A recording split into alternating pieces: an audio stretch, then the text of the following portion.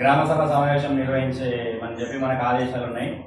ఆ సందర్భంగా ఈరోజు ఏప్రిల్ 24, 2026 ఈరోజు ప్రత్యేకత ఏంటంటే 1993 వరకు కూడా మనకు పంచాయతీరాజ్ వ్యవస్థ అనేది ఒక రాజ్యాంగబద్ధంగా నిర్మితమై లేకుండా 1993లో 73వ రాజ్యాంగ సవరణ ద్వారా దేశంలో గ్రామాలు, మండలాలు మరియు జిల్లాలు అనే 3 అంచెల పంచాయతీరాజ్ వ్యవస్థను అమల్లోకి తెచ్చి దానికి రాజ్యాంగ సవరణ చేసి 73వ రాజ్యాంగ సవరణ ద్వారా మనకు గ్రామ స్థాయిలో గ్రామ పంచాయతీలు, మండల స్థాయిలో మండల పరిషత్లు, జిల్లా స్థాయిలో జిల్లా పరిషత్లు ఏర్పాటు చేసి పాలనను వికేంద్రీకరణ చేశారు.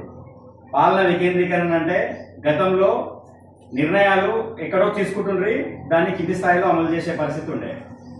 ఇప్పుడు నిధులు కూడా గ్రామాల స్థాయి వరకు, మండలాల స్థాయి వరకు, జిల్లా స్థాయి వరకు ఇచ్చి వాళ్ళకి ఇచ్చిన నిధులని ఏ రకంగా ఖర్చు చేసుకోవాలనే నిర్ణయాలు తీసుకునే అధికారం ఆయా సంబంధిత సంస్థలకే ఇవ్వడం జరిగింది.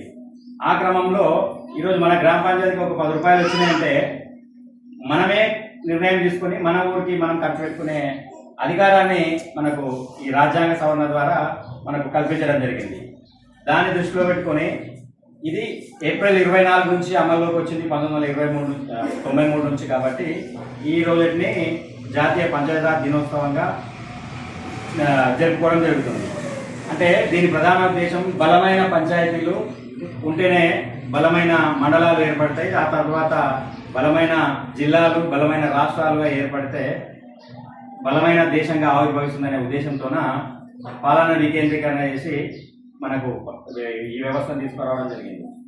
అందులో భాగంగా రాజకీయ అవకాశాలు కూడా కలగడం జరిగింది. ఏ రకంగా గ్రామ స్థాయిలో వార్డు మెంబర్లు, సర్పంచులు, మండల స్థాయిలలో ఎంపీటీసీలు, ఎంపీపీలు, జిల్లా స్థాయిలో జడ్పీటీసీలు, జడ్పీ చైర్పర్సన్లు, ఒక ఎమ్మెల్యేలు, ఎంపీల వరకే మనకు ఎలక్షన్స్ జరిగేవి.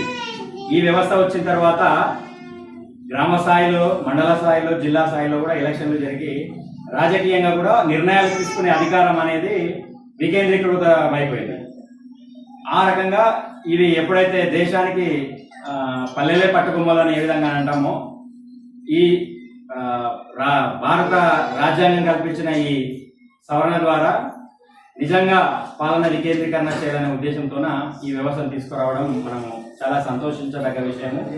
ఈ దాంట్లో మనమందరం కూడా భాగస్వాములై మన గ్రామంలో ఎంతో మందిని ఎన్నికల ద్వారా గ్రామ పంచాయతీ సభ్యులుగా, సర్పంచులుగా, ఎంపీటీసీలుగా, జడ్పీటీసీలుగా ఎన్నుకొని పాలనలో మనం భాగస్వాములైనాం.